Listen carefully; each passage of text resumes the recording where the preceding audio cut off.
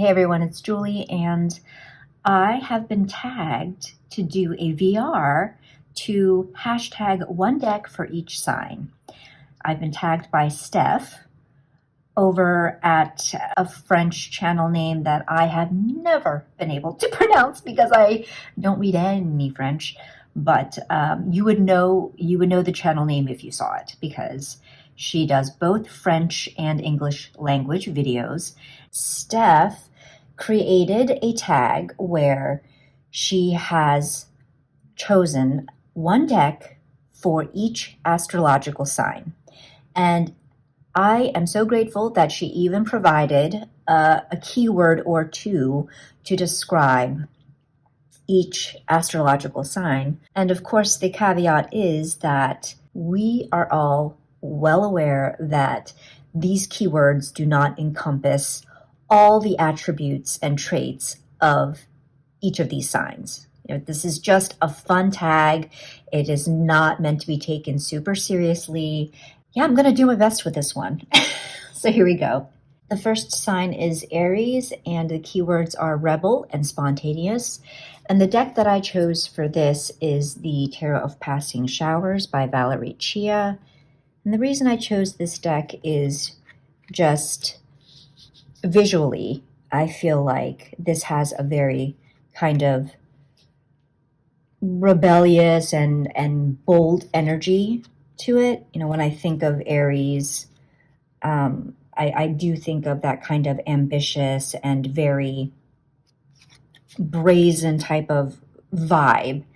And so this deck, if I were to want to call in that type of energy, I feel like this is the deck that would be very complementary to that. I mean, look at this. Look at this character.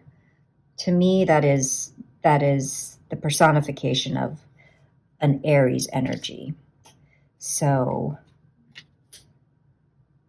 this was my pick for Aries. The second sign is Taurus, and the keywords are grounded and earthy.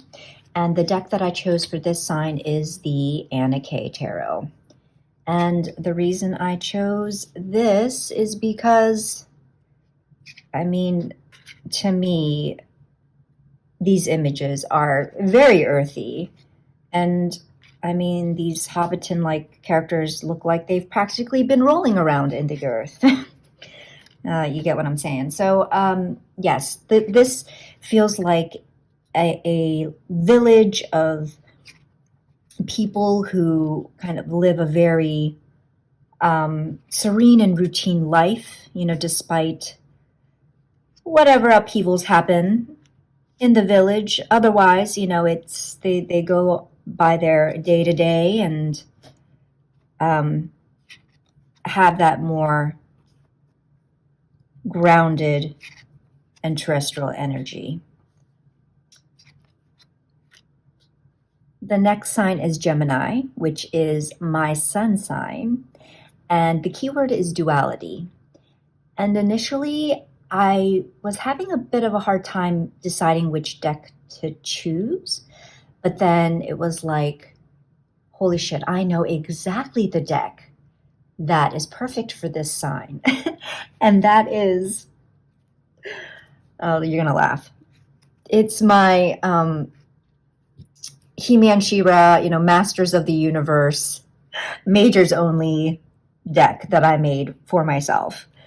And I think that this is a perfect representation of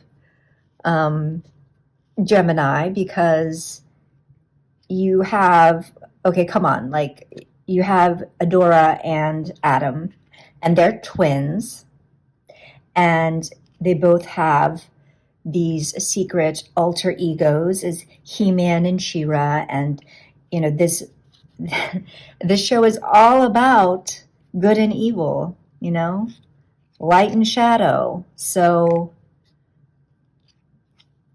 I couldn't help but think that this was a great deck to represent the Gemini. We now move on to Cancer, and the keyword is sensitivity. And for this one, I chose the Morning Calm Oracle by Kelleher. For me, this is a very sensitive deck. And it is one that holds space for me. And it acknowledges my feelings and emotions.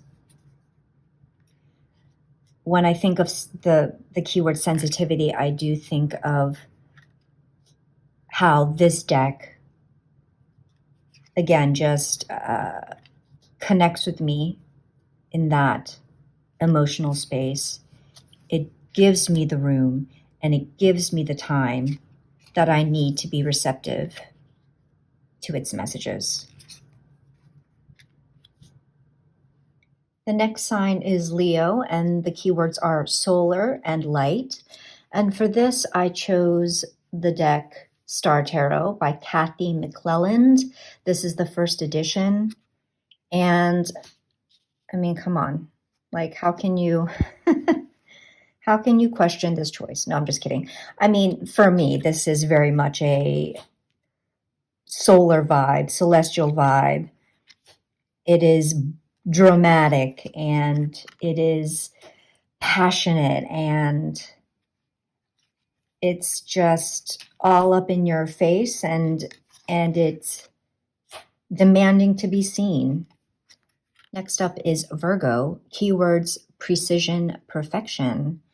And I chose the Butterfly Lenormand by Mendy Dunn. Lenormand is it's very cut and dry, right? Like that's where the precision comes in for me. You know, like a letter means a letter. Letter's a letter is a letter. A bear is a bear is a bear.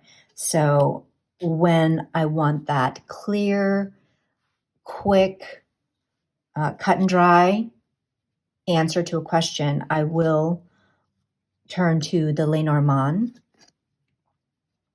And the great thing about this deck is that, you know, you get the clear images. There is no guessing as to what the images are. You get the playing card association. And then you also get the added butterfly key color code. So this color means that the card has a neutral connotation. This color means it has a positive connotation.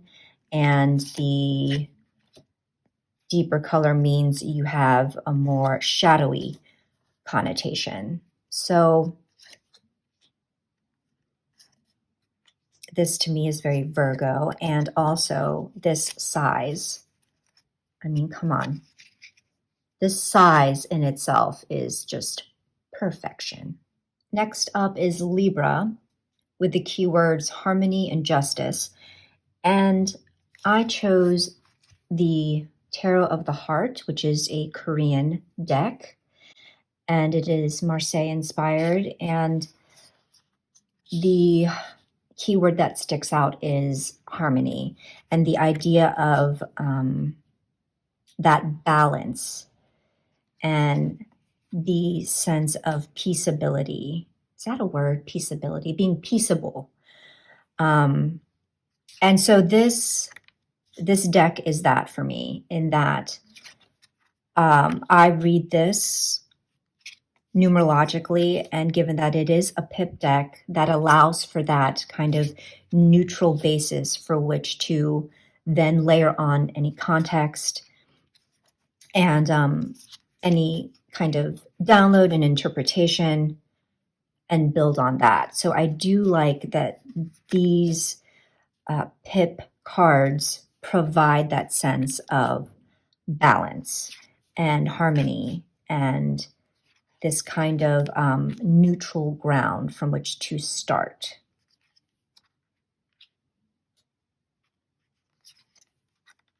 The next sign is Scorpio, and the key phrases are who stings, who defends, which I can totally understand as an attribute of a Scorpio. My husband is a Scorpio, and so what comes to mind for me that's kind of related to that whole aspect of you know, having that kind of sting, having that kind of bite is, I guess, like they're intense. So I chose the Thoth Tarot, and this is a little pocket version. I chose this because I do feel like the Thoth does have some bite, you know, does have some sting to it, and it is an intense deck. Now, that doesn't mean that it's intimidating, although certainly it can be, but I don't think intense and intimidating are necessarily synonyms. You know what I mean? It's not really the same in my mind. So it's more like this deck it's a force to be reckoned with, if that makes any sense. And so I'm only just at the beginning of learning the Thoth. But there's a lot here, of course, to unpack, just high in intensity. That's all I can say. It's like each card has just so much to figure out, to learn. Yeah, it's got some bite. It's intense. That's the only thing I can say. It's like, it's a force. It's a force. So that's kind of my little interpretation of the Scorpio sting. The next sign is Sagittarius, and the key phrase is "who dares?" And I interpret that phrase as meaning like someone who's adventurous, you know, someone who's fearless, and they're not afraid to kind of propel themselves into the next quest, you know, the next new adventure. And so for this, I chose the Darkwood Tarot because this deck is it's a narrative of this shadow witch who does kind of launch herself into an adventure, a journey into the dark wood. And speaking of, there she is. And so for me, this felt very saggy. A very kind of daring and adventurous and spontaneous type of energy.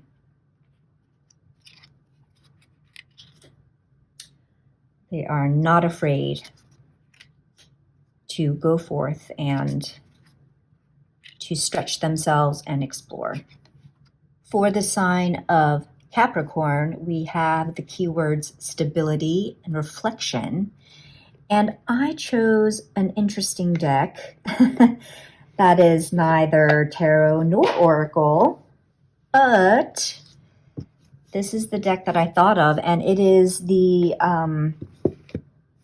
Do Yoga Anywhere deck by Sarah Hunt and Kay. They've changed their names to Kay Medaglia. And to me, I thought this made a good Capricorn deck because when I think of yoga, I do think of needing to have that physical and mental stability to do these moves, you know, to maintain these poses. And yoga is supposed to be a practice that, you know, requires that kind of patience and perseverance. And it really falls in line with, again, just the kind of mental practice of reflection, of how to maintain stable body and a stable mind. The next sign is Aquarius, keywords independence and freedom. And I chose the Deviant Moon for this because, and I've said this before, the jury is still out for me on this deck. I plan on actually doing a week of deeper exploration and study with this deck. But